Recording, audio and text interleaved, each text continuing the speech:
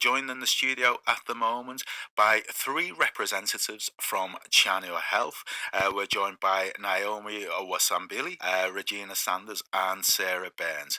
We are seeing more and more that children and young people are struggling with mental health, whereby 1 in 8 5 to 19-year-olds will have experienced at least one mental disorder. So what can be done to help? Neuro Champions is a project launched in Liverpool 2 years ago to provide more preventative solutions to reduce the number of children and young people developing mental ill health. Their work brings together games, evidence-based approaches and digital technology. And with me today is Naomi Wasambili, who runs Chanua and founded Neuro Champions, along with Regina Sanders and Sarah Burns, who are the Neuro Champions project lead.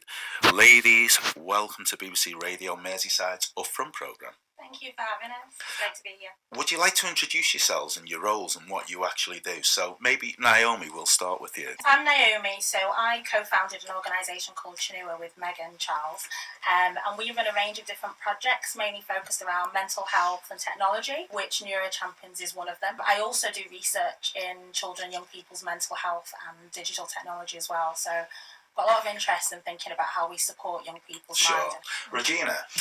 Hi, I'm Regina. I am the project lead for Neuro Champions, so it's my role to make sure that the project is taken into schools, youth clubs, any organisation that can run a programme that young people and children can access. So are you more of an outreach worker in terms of that? I manage the facilitators and I deliver groups as well. So at the moment we've got a variety of groups running in schools and organisations in Liverpool, and we do a lot of public engagement events. Sure. And we attend a lot of school assemblies so that schools, children, young people again have got access to information about the brain and mental health and positive mental health, because we're a preventative model. And Sarah? Hi, I went to one of the projects that they ran, and I thoroughly enjoyed it and learned a lot from it. Now I'm a young leader. So you're like an ambassador for Chanua? Yeah. Oh, that's fantastic. How old are you, Sarah? You only look very young. 19. Oh, to be 19 all over again, hey. So what is Neuro Champions? Neuro Champions is a project that aims to teach young people about the brain, neuroscience and mental health through a range of games and play, really. Often when we think of mental health, we think of the sad side of it, and usually it's at a point when things have got quite bad. And what we want to do with Neuro Champions, and what the idea was initially, was that young people often don't learn about the brain and don't learn about themselves when they're in school.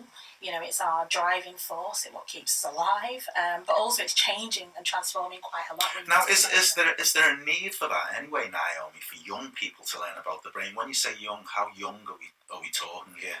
I mean, we do it from birth, but you can't do it from birth. Really?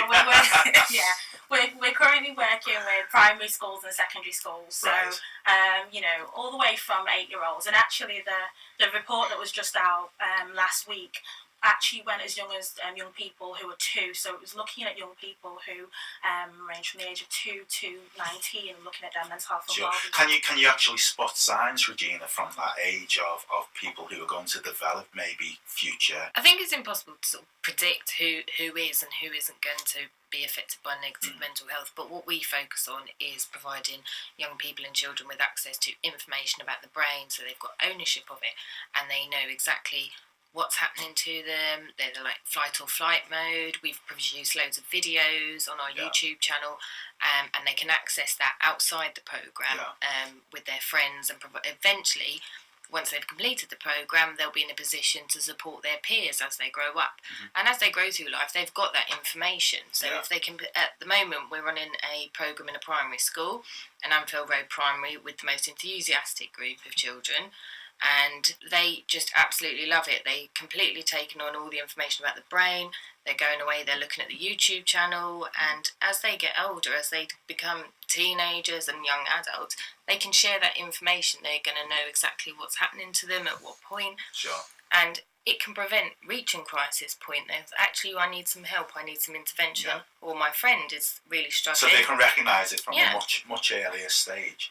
Now, Sarah, I'm coming across more and more lately younger people who are suffering from anxiety-based mental health illnesses. Do you think that could be environmental, or do you think it's familial? What do you think is causing that?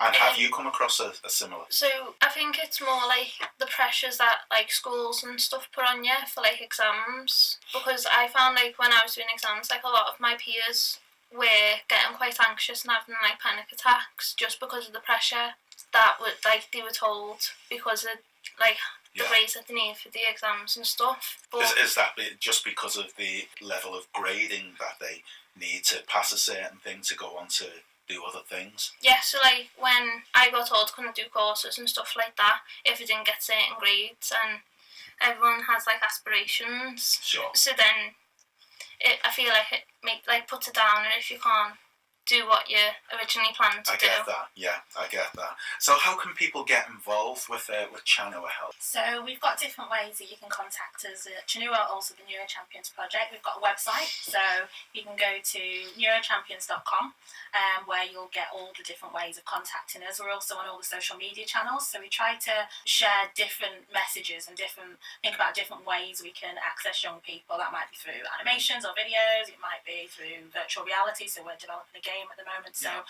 Neuro Champions, you'll find us on Twitter, Instagram, and Facebook as well, and also our YouTube channel. So there's loads of new videos on there about the brain of worry, about the brain and love, about the brain and happiness, everything. So, do you know what? It all seems very developmental, and it seems like it's grown exponentially at the moment. What are your future plans? Well, world domination isn't really on the list today, but we had Vincent Clegg on earlier right. on. I think he's beat you to it. what we would like is, currently we're running the group with some schools and some different organisations. I've already mentioned Anfield Road and Studio School we're running a group with, and things are going brilliantly with them. We're also running a group in Southport Normskirk NHS Hospital. We would like to develop that so each school has access to Neuro Champions programme, so that they can identify young people who would benefit, and it would be great for them in terms of self-esteem, development and confidence for them to become young leaders. Yeah. Well, it's obviously working. I mean, you brought Sarah in here absolutely. today. She's shining example. She's very articulate, she's eloquent, intelligent. Yeah, it's obviously working. And since doing the programme, Sarah's not blown her own trumpet, but she's going to college and she's doing great. Oh, that's brilliant. Well, guys, thanks so much for coming into BBC Radio Merseyside's Upfront show tonight. It's been an absolute pleasure to have you. Just remind us of that website again before we. So it's neurochampions.com, and then you can find us on all social media channels. Brilliant. But before you go, who was your favourite teacher at school? Have you got one in mind? Yeah, we were talking about this when we were outside. I had one called Mrs. Goddard, and then we were saying, why did you really like it? And all I can remember is when it was your birthday, you used to get 7 sweets. Sarah said that was probably because I was 7 at the time. But yeah, she was just lovely. Isn't that loved lovely? all her children. She remembered everybody's birthday. Yeah. Isn't that lovely? Yeah. Have you got one, Regina? I've got 2 who I loved equally, Mrs. Evans and Mrs. Johnson. Mrs. Johnson was also called Regina, which is why I think I had a soft spot for her. Mrs. Evans was fantastic at art and just a brilliant teacher all round. Have you got one, Sarah? yeah, called Miss McGuinness. She just took the time out to actually understand what was going on. Oh, that is brilliant. Well, for all your teachers, they just had a really nice accolade and a mention on BBC Radio Merseyside, so thanks so much for that. Guys, it's been an absolute pleasure to interview you. Good luck with Thank you. everything.